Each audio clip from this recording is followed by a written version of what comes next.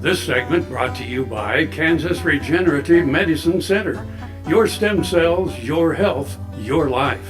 Okay, we're back again, and I will settle down. We have some good stories to talk to you about here today. Yeah, this first one is serious, but I've got to tell you, we're going to talk about how just a century ago, because, you know, I'm all about history, and I don't remember this. Unlike Frank, who remembers these actual occurrences, I don't remember this.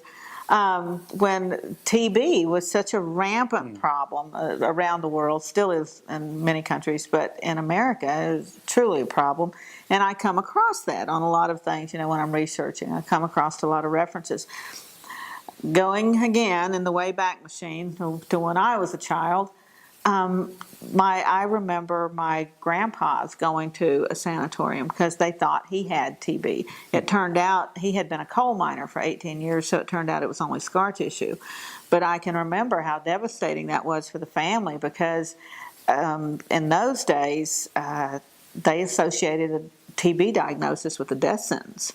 Because they had seen so many people die from the disease. And thankfully, you know, I mean, we fight cancer, you know, we fight all these other things. But the progress in our lifetimes in fighting TB is incredible. It's just incredible, you know, and so many polio, you know, in our lifetimes. That's just turned around. I mean, I have a lot of friends and relatives who are just, barely older than I am, that did not have the inoculations that I had. And so you can remember what the world was like before those things. Yeah. So this is a pretty important story. Yeah. It was called consumption because the disease seemed to consume its victims. They dropped weight, coughed, hacked, and became walking shells of themselves.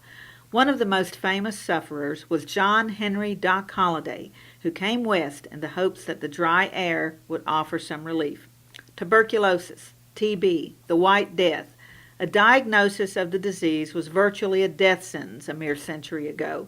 Cases of TB have been recorded since ancient times, and because of the way it ravaged the body and its infectious nature, it even became associated with vampire lore.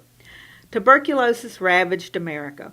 Pulmonary tuberculosis, the manifestation of the disease in the lungs, was most commonly recognized. It was such a widespread and devastating disease that states built sanatoriums, long-term hospitals, to treat patients and halt the spread of the disease. While some people viewed the sanatoriums as mere holding facilities where people waited to die, or just a way to isolate them from society, the bed rest, breathing treatments, and medicines did help many patients regain their health and return to their families.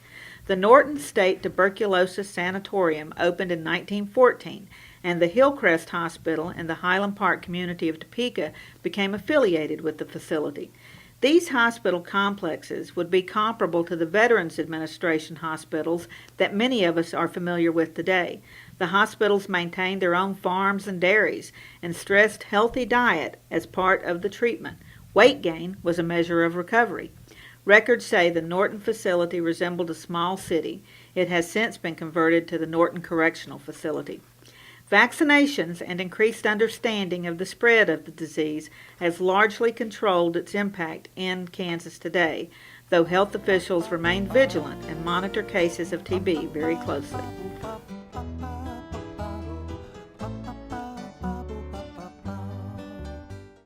KFRM is one of the largest farm radio stations in the nation, dedicated to informing and entertaining rural listeners from northern Oklahoma to southwestern Nebraska. You can catch KFRM in many ways, of course, 550 on the AM dial, streaming at kfrm.com, or on your smartphone by going to the TuneIn Radio app, or on Ag AM in Kansas on Tuesdays and Facebook every day of the week.